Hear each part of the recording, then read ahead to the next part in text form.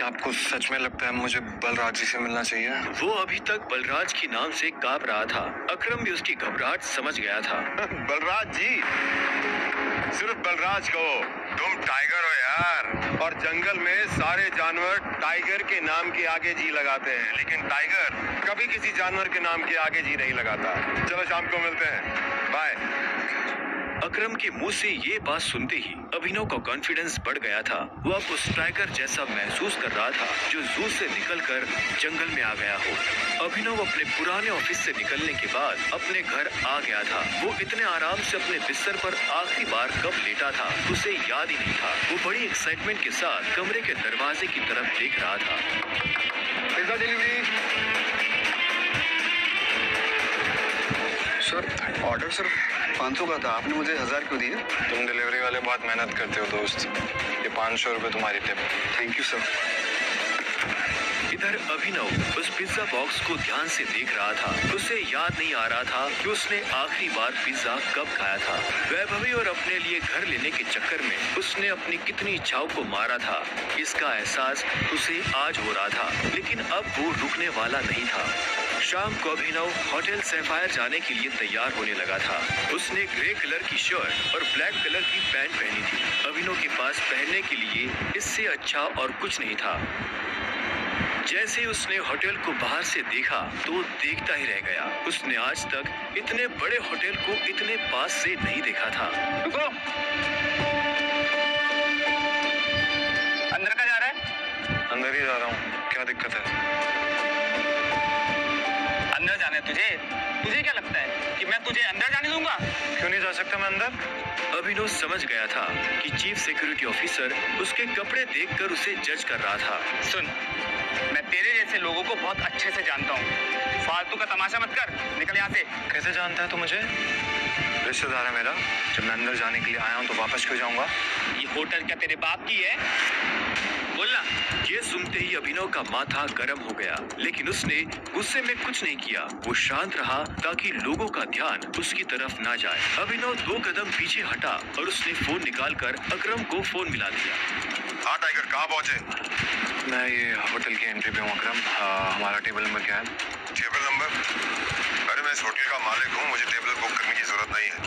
तुम अंदर जाओ, आराम से बैठो, बस मैं पहुँचने ही वाला हूँ। मैं अंदर नहीं जा पा रहा हूँ। यहाँ पे कोई ये सिक्योरिटी वाला खड़ा है, वो कह रहा है कि मेरे जैसे इंसानों को अंदर नहीं जाने देता है। कौन है ये कथा?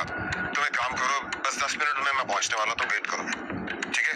और ये इस ऑफिसर की वजह से मैं तुमसे माफी मांगता हूँ। ठीक, नहीं कोई बात नहीं। क्यों? बहुत हीरो बन रहा था ना? मैंने कहा था मैं तुझे अंदर जाने नहीं दूंगा। अगर प्रधानमंत्री को भी कॉल करेगा ना तब भी नहीं, समझा? चल निकल यहाँ से। अरे वो देखो, तुम्हारा निठल्ला एक्स। आ जाओ, मजे लेते इसके लिए।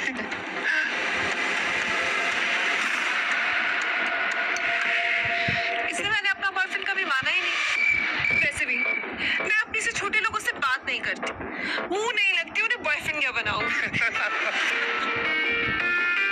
तुम छोटे आदमी के मुंह नहीं लगती होगी, लेकिन ये छोटा आदमी तुम्हें एक सलाह देना चाहता है। इंसान की पहचान उसकी जुबान से होती है। जुबान संभाल के बात करो, वरना किसी दिन यही जुबान तुम्हारी जान ले लेगी। वाह, क्या बात कही है। ताली बजाओ। Very nice. तो फिर तुमसे तुम्हारे पैर क्यों नहीं संभाले गए? यहाँ कैसे चले आए? पिए हुए हो क्या? अकरम ने बुलाया मुझे यहाँ पे। अच्छा, अरे हाँ, याद आया। अकरम सर ने उस दिन कहा था तू उनके किसी ड्राइवर का बेटा है, तो यहाँ अपने बाप की जगह ड्राइवर की नौकरी मांगने आया क्या? सही है, लेकिन वो रखेंगे ही नहीं। तेरे जैसे गरीब को वो ड्राइवर भी नहीं रखेंगे। आए हो मतलब तुम्हें बुलाया नहीं गया?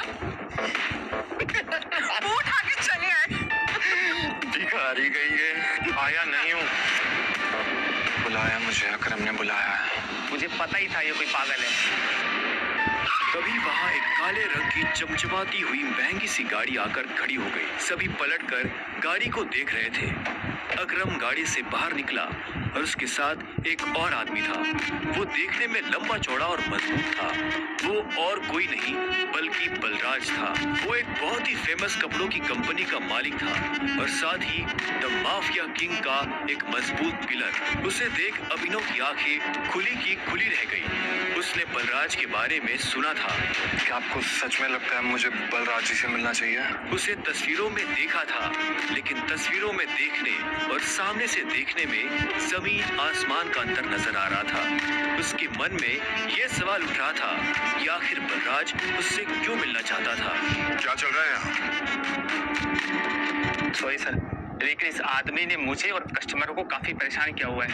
मैं इस चोर को अंदर जाने से रोक रहा हूँ तो ये यहाँ पे तमाशा कर रहा है। क्या तुम्हारी हिम्मत कैसे हुई इसे चोर कहने की? तुम होते कौन हो इसे अंदर जाने से रोकने वाले? ये होटल तुम्हारे बाप ने खोल रखा है क्या? ये मेरा मेहमान है और तू आज के बाद इस होटल के आसपास भी दिखाई दिया ना तो तेरी टांगे तोड़वा दूंगा। Get lost. Sorry sir.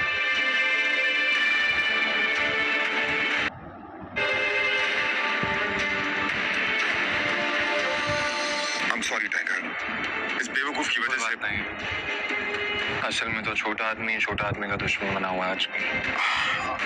आओ चलो। अकरम ने अभिनव को अपने साथ अंदर आने का इशारा किया। अभिनव अकरम के पीछे चला जा रहा था। उसे महसूस हो रहा था कि बलराज भी अपने भारी भरकम पैरों के साथ अभिनव के पीछे आ रहा था। कुछ देर के बाद वो होटल के एक आलीशान से कमरे के बाहर आ चुके थे। इससे पहले कि वो अंदर जाते, होटल का मैनेजर उनके पास आया और बोला, good evening sir, welcome sir, can I get something for all of you? एक काम करो, जो भी लीकर अवेलेबल है उसकी लिस्ट भिजवा। Sure sir, but sir if you don't mind, अपने होटल में जितने भी लिकर्स अवेलेबल हैं मुझे सबके नाम याद है। We have tequila which is of 5 lakh rupees, vodka 8 lakh rupees, biscuit 10 lakh rupees and we have gin जो कि 12 लाख रुपए की है। Sir what would you like to have? क्या है कि आज मेरे यहाँ बहुत खास मेहमान आए हैं, तो इसलिए जो सबसे महंगी है वो भिजवा दो और बाकी सब चीजें भी। Sure sir, I will get the best liquor for all of you. Good evening sir, good evening sir. Akram, hotel तेरा, शराब तेरी, फिर भी तुम्हारा ये मैनेजर तुझे तेरी शराब की रेट क्यों बता रहा था, जबकि तू कोई भी चूज कर सकता है? वो इसलिए मेरे दोस्त क्योंकि मैं दिन देखकर शराब मंगवाता, और आज का दिन मेरे लिए, इनफैक्ट हम सबकी जिंदगी के लिए बहुत इंपॉर्टेंट दिन है, इसलिए मैंने हम तीनों के लिए महंगी शराब मंगवाई। So let's enjoy. अच्छा आओ। Okay, let's enjoy.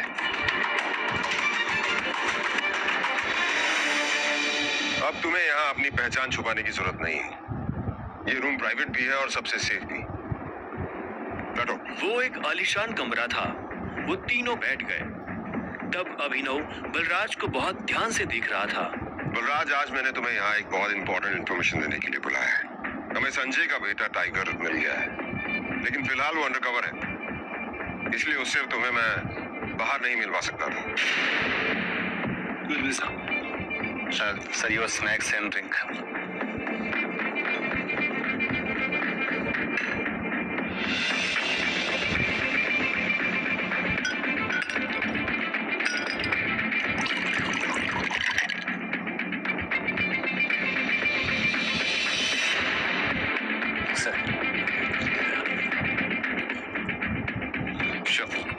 Cheers. Cheers.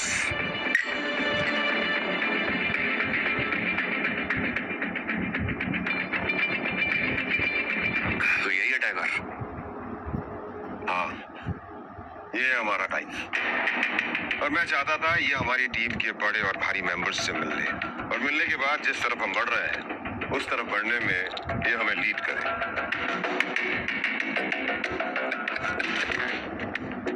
माफ करना दोस्त, पर मुझे थोड़ी हंसी आ रही। वो क्या है ना, सब कुछ तो तू ही बोल रहा है। हमारा ये टाइगर गूंगा है क्या? हाँ? बलराज, तुम्हें टाइगर से बात नहीं करनी चाहिए। माफ करना दोस्त, माफ करना। बोलना अच्छी लगी मुझे तुम्हारी। अच्छा,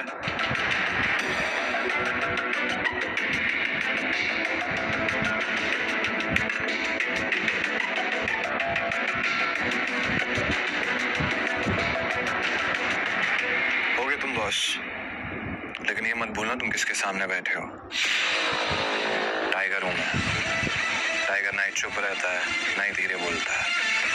टाइगर सीधा धाड़ता है।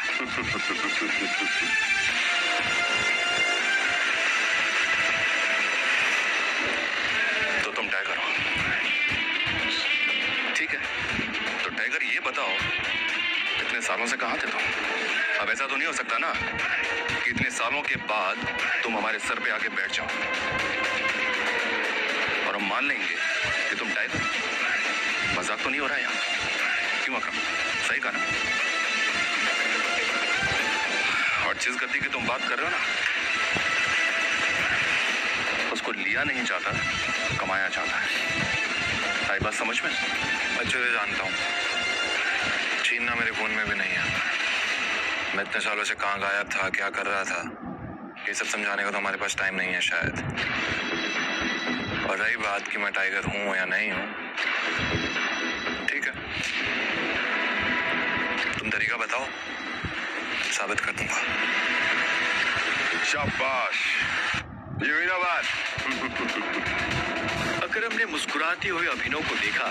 उसकी आंखों में अभिनव के लिए गर्व की भावना झलक रही थी। उसने जितना सोचा था, अभिनव उससे भी खूंखार था, लेकिन बलराज के माथे पर शिकन बरकरार थी।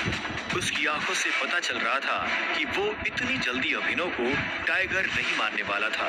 वैसे भी पूरे ग्रुप में अगर बलराज किसी चीज के लिए जाना जाता था तो वो थी उसकी जिद। वो इस बात को नहीं बचा सकता था कि कल को एक बच्चा उसके सर पर बैठकर राज करे। सिर्फ अकरम की शाबाशी से काम नहीं चलेगा प्यारे, पर मैंने अभी एक्सेप्ट नहीं किया है कि तुम टाइगर हो। तुमने कहा कि तुम साबित कर सकते हो कि तुम टाइगर हो, तो ठीक है, मैं तुम्हें चैलेंज देना चाहता हूं। ये क्या कह रहे हो तुम? रिलैक्स अकरम, रिलैक्स।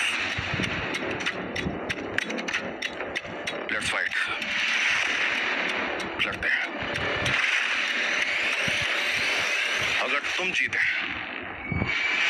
तो हम मान लेंगे कि तुम टाइगर हो, लेकिन अगर तुम हारे तो हमसे कुछ पैसे लेना और गुड़गांव से कहीं बहुत दूर जाकर सेटल हो जाना। बलराज, क्या कह रहे हो तुम? ये सही नहीं है।